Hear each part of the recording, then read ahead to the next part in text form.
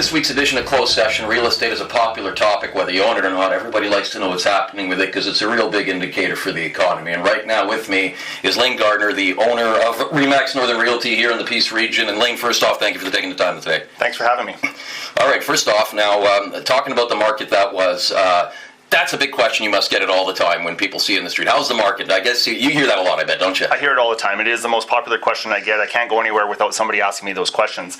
I'm happy to answer those questions. It is a big thing. People are always curious, and you know, I'm here. This is what I do for a living. I love doing what I do, and I want to be the face of real estate. So I'm happy when people come up and ask me, and then I'll answer the question anytime. Awesome. So there's a question now. How is the market in the Peace region? Well, overall, you know, the market's holding its own. We chatted a while back here, but I did bring some more specific stats just to kind of give a better idea. So Peace River itself, year over year, we were up 14% from 18, which doesn't sound like a big number, but overall it is a good number.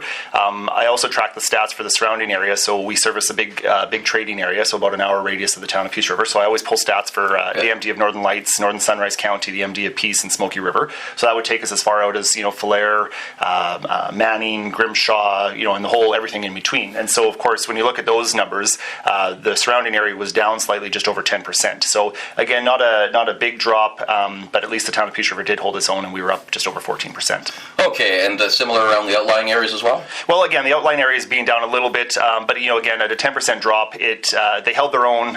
You know, it's certain pockets where there's a little bit of strength, certain pockets where there's a little bit of weakness, but overall, I think that the numbers aren't as bad as maybe some people think they might be.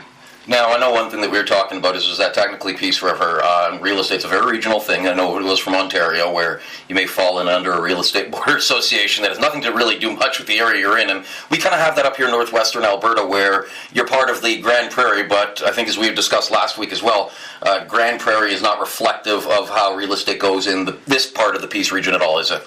That's right. So we do belong to the Grand Prairie Real Estate Board, and so of course Grand Prairie Real Estate Board does produce statistics for our area. But I find that the Grand Prairie market is a very different market than what we have here in Peace River. Geographically very close, but totally different. I was in Grand Prairie in December with a bunch of realtors from there, and we chatted, and you know, and I follow the stats on our system because of course we have access to that. Mm-hmm. And Grand Prairie's market is a lot more robust than in Peace River. I mean, they're selling houses in you know, a short period of time, lots of times under 30 days. They're selling houses very close to their asking price. You know, compare that to Peace River, where, you know, we're seeing houses taking 90 days, 180 days or longer to sell, and we're seeing big discounts from list price to sell price. So, you know, a very different market, and so that's why I like to produce my own statistics, very regionalized, because again, Grand Prairie Real Estate Board encompasses a broad area, but for us it is very specific to the area, and so of course my stats would be specific to Peace River. Not to say that list price is not important, it's important no matter where you are in the world, but in saying that too, how important is it, especially in an area where market activity usually in smaller areas is a little bit slower, how important is it to get that price right away? It's probably one of the most important things. I mean, price sells, and in a very competitive market where you have lots of inventory versus the number of buyers, you have to be right, and it is a hard thing. I understand and appreciate a lot of sellers when they bought their house at a different time, right? So if you bought your house in 2012, 13, 14, or so on, you know, you bought your house at the height of the market, and now you're trying to sell your house in a down market. It's a hard pill to swallow, but at the same time, the reality is that buyers are very educated. They know there's lots of options out there, and they're not going to overpay for a house that they can buy a different one for a realistic price. And so really pricing is the most important thing, but I get it. I'm a homeowner too. Mm-hmm. Nobody likes to take a loss on real estate. It's a hard pill to swallow sometimes, but unfortunately that's what has to happen sometimes. Now, I mean, as you mentioned, the region has kind of held its own, and obviously economically, I lived here several years ago and it has seen better times. Are you optimistic about the future?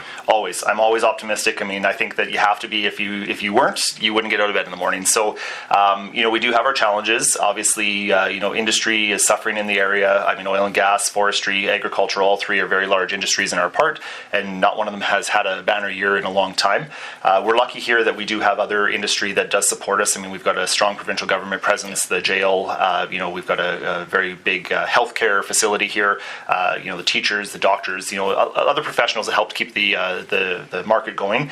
But of course, you know, oil and gas and forestry and agriculture take such a big part of that, and of course when they suffer, the rest of us do. So, you know, I'm optimistic. I think there's some good things being discussed. I think there's some progress being made on pipelines and things, and I'm not foolish to believe it's going to happen overnight, but at least if we're making steps in the right direction, I think we'll see that translate into real estate as well. All right, now I know I've heard this one too, and I heard it from my former broker of record and owner back in my Ontario days, and that is too, real estate always goes in 7-year cycles with their peaks and valleys. Do you agree with that? Well, I used to believe that. I honestly did. I mean, if you look at historically, the trends are such, and so I've been a realtor since 2008.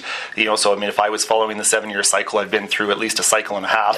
Yeah. And so I mean, I think back to 2008. 7 was the height, 8 was low, 9, 10 were the climb out, 11 and 12 continued, 13, 14 were the height, and then it dropped again in 16. If that was the case, here we are in 2020. We're 4 years into that cycle, and we're climbing, but the climb out this time is a lot slower than it was in years past. Right. And so, the 7-year cycle probably still pertains, but I don't know. I think it's going to maybe take a little bit longer for us to get out of the valley from where we were to where we're going to be. So perhaps it's a 9-year cycle this time through, and the climb out is a little bit slower. Well, Layne Gardner, thank you very much, and all the best for the year ahead. Thank you. This is Layne Gardner, the owner of Northern Realty RE/MAX here in Peace River, and this is another edition of Closed Session.